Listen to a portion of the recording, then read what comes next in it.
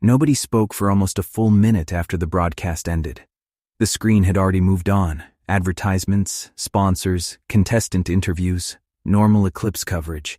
Yet nobody in the room was paying attention anymore. The atmosphere had completely changed. Aurora sat quietly in Kenny's lap. Even she could tell something was wrong. Rissel looked between everyone, confused. The creature clearly understood tension, even if he didn't understand why. Finally, Pines broke the silence. Well, another pause. That's concerning. Lyra immediately pointed at him. Concerning? Another point. The man vanished for 7 years, then shows up in a flying pile of scrap metal looking like a haunted scarecrow. And your description is concerning? Pines nodded. Very concerning. The room laughed. Not because it was funny, because everyone desperately needed the tension broken. Celine remained focused on the blank screen. He looked worse. Kenny nodded. Everyone knew what she meant. The compound, the drug, the synthetic dawn fruit experiment. 7 years ago it had seemed miraculous. Now it looked horrifying. Darius folded his arms. The stuff kept him alive, but it clearly wasn't free. The old warrior looked thoughtful. He looked unstable. The room agreed immediately. There had been something wrong in Lord Rain's eyes.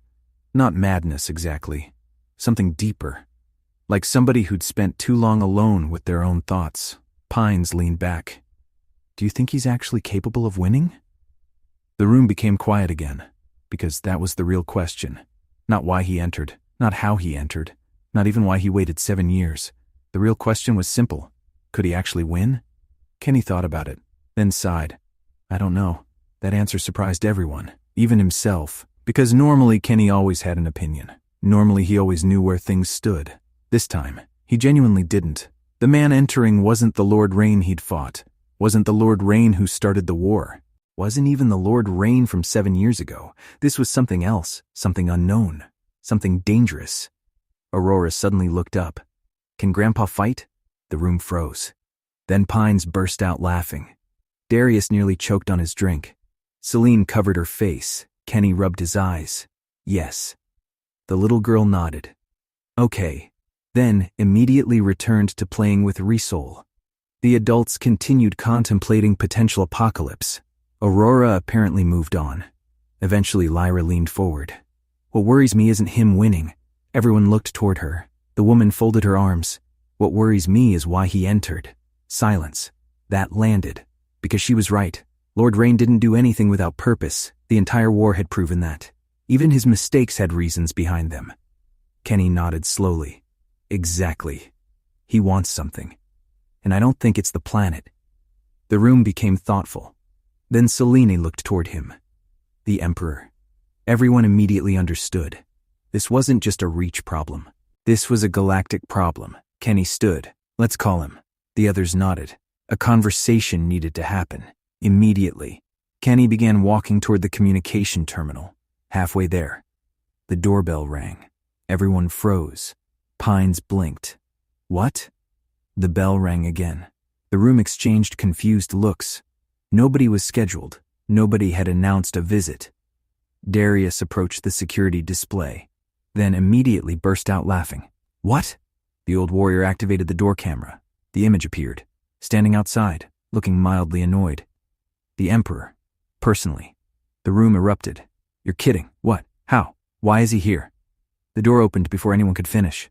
The Emperor walked inside, still wearing formal clothes, still looking slightly out of breath, still somehow carrying royal dignity despite appearing completely unannounced. The ruler of humanity looked around the room, then immediately pointed. You saw it. Kenny laughed. We literally just finished watching it. The Emperor groaned, then sat down heavily. The room stared. Pines finally spoke. Did you hyperjump here? The Emperor pointed. Emergency vehicle. Another pause. I saw the broadcast. Another. I thought there was a 50% chance Kenny was already flying toward Eclipse. Kenny looked offended. The Emperor pointed again. Don't pretend.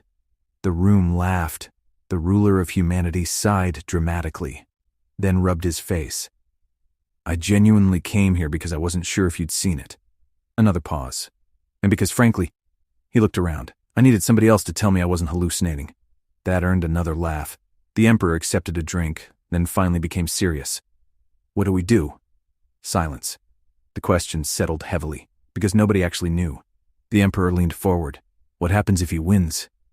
There it was, the nightmare scenario, the thing nobody wanted to think about, the thing everybody was already thinking about. Kenny sat down. The room slowly gathered around the table. A familiar scene. War councils, strategy meetings, problem solving. Only this time the problem was one man. The Emperor folded his arms. If he wins, he gets a planet, resources, influence, a platform. Celine nodded. Supporters. The Emperor pointed. Exactly. Darius looked thoughtful. Not just supporters. Another pause. Sympathizers. There are always people who romanticize fallen powers. The room agreed. History proved it repeatedly. The Emperor sighed. Imagine the headlines. House Rain returns. Nobody liked that. Pines looked toward Kenny. What if he actually wins? The room became quiet. Kenny thought carefully. Longer than usual. Eventually he answered, if he wins. Another pause. Then we've all underestimated him. The honesty surprised everyone. Yet nobody argued. Because it was true. Lord Rain had once ruled empires, built armies, manipulated governments, started wars, survived defeat, survived isolation, survived 7 years trapped in a dead civilization. Underestimating him would be stupid. The Emperor leaned back. So we can't interfere. No, we can't break Eclipse. The Emperor nodded. The rules mattered. They always had. The integrity of the games mattered more than politics, more than kings, more than rulers. That was why people respected them. Eventually Lyra spoke. What if he doesn't want the prize? The room looked toward her.